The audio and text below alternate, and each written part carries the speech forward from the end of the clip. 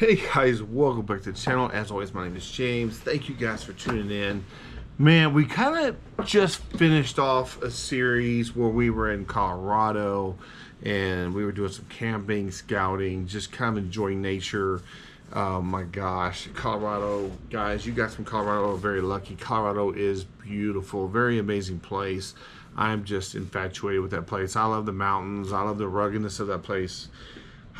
I'm jealous. That's all I'm going to say. But regardless, we're kind of piggybacking off that. A little bit of backstory here.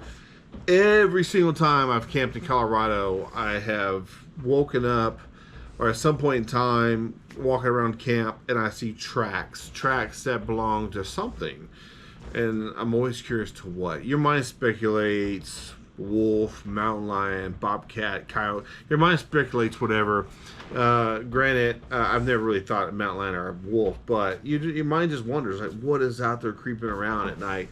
And then when you come out to use the restroom, which I do, every couple hours, regardless. You always got the light on and you stick your head out the tent looking to see what's out there. But regardless, man, I was really curious to what's coming around at night, and I didn't know.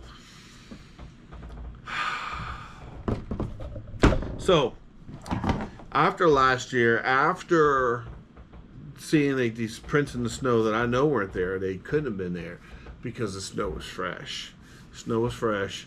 When I came out, there was just track all the way around the camp, and as you guys can see here, I don't know if this camera can pick it up, but you can kind of see some tracks here. Those are mine, obviously, because I was just following the tracks last night. But we actually had I think you can see them better over here. We actually had some type of animal come through camp last night. The snow is, man, up to the top of my boots.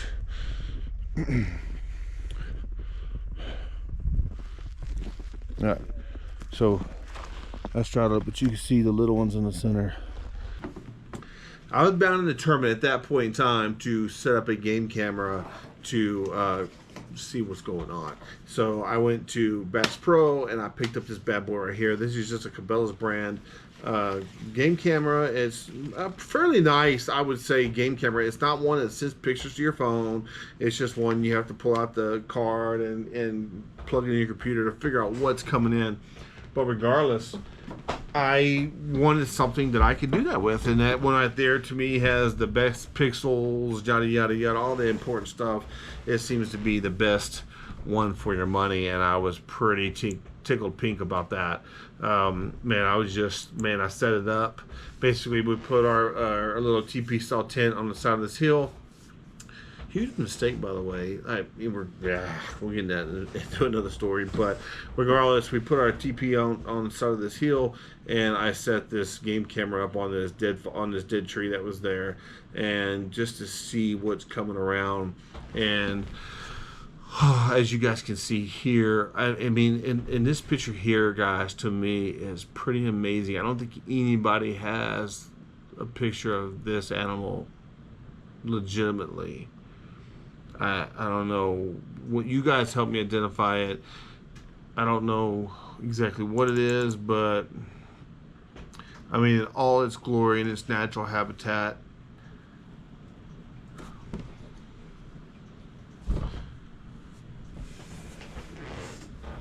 I apologize. I recognize that dad bod anywhere. That's me. Oh my gosh, look at that buff dude. Anyways, guys, enough of the silly stuff. Oh my gosh. So I set this thing up.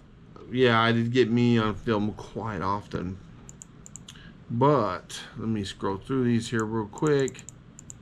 So you start seeing at some point at night, you do see an object come through, and it's like you start thinking, what is that?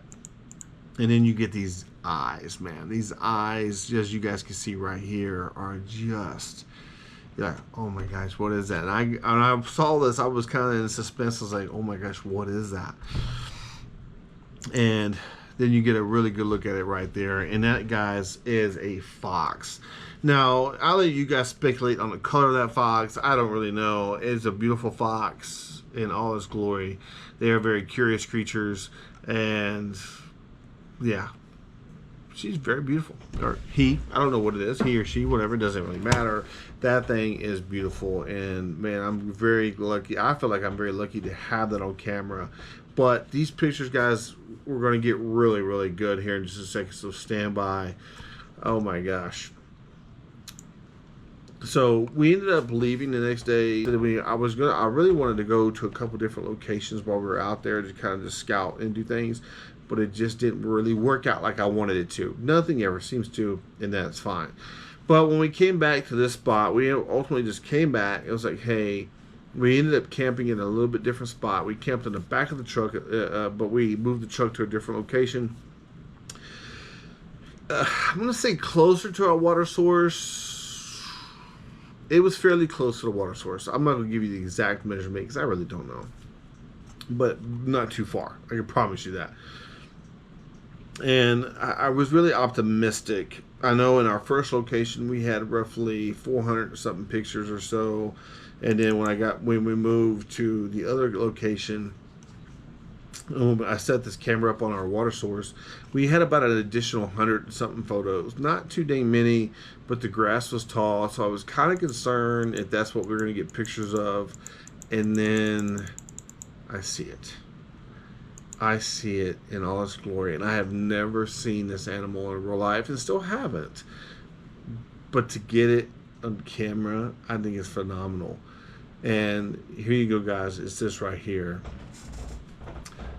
And yeah, that is a cow moose, and she's beautiful regardless. These suckers are huge, huge animals. The largest of the deer family. Man, it is a cow moose, and she is gorgeous. And the fascinating thing that I find, the fascinating part I find about this picture is the follow-up picture, which is this one right here.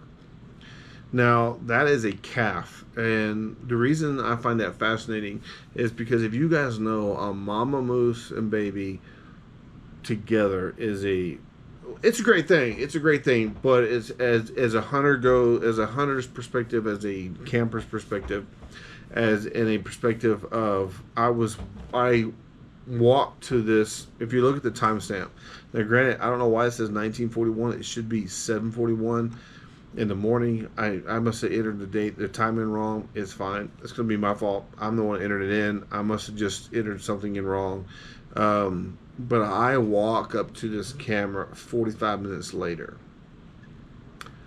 Yeah, I was 45 minutes late of coming head to head with a cow moose and a baby, which is never good. There are things when you look up online as far as how dangerous a moose is. People in Alaska will say a moose is more dangerous than a bear. That to put that in perspective, especially when you have a mama and a baby, they don't mess around. If that mama it feels just a little bit intimidated by you, she's gonna stomp your butt. I don't care who you are.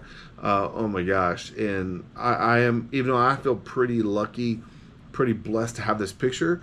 There's a part of me that was like, oh my gosh, when I saw that, and then my reaction when Shauna found it on camera, I was like, we need to be careful because it's a moose, and it's a mama and a baby moose, and that mama is probably one of the best, most motherly creatures out there. That they will stomp your butt if they feel intimidated. They will protect that baby to whatever cost, and I admire them for that. I think that it is a great thing. I think it's a fascinating thing just to see them and have them on camera. I wish I'd have seen them in person because it would have been so awesome. But that's fine. It's what it is. But guys, you don't know what's out there, man. And I know last year when we camped in Colorado, there was this. We pulled into this wilderness area, and in this wilderness area there was this neon. It was kind of a flashing sign as you come in, and it said, cow and calf moose in the area, be careful, or caution, or something like that, because I know what that means.